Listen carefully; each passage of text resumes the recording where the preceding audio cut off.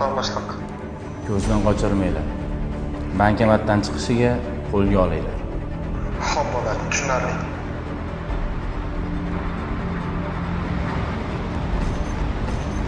Qo'yvar! Qoch!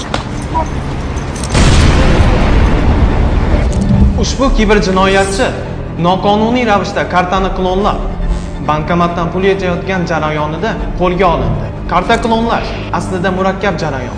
Buning bir necha qiyin usullari bor. Ushbu mavzuga qiziqsangiz, o'zingizning shaxsiy ma'lumotlaringiz va karta raqamlaringizni himoyalamoqchi bo'lsangiz, bizning sahifamizga obuna bo'ling. Keyingi videolarda albatta to'liq ma'lumotlar beramiz. Sog' bo'ling.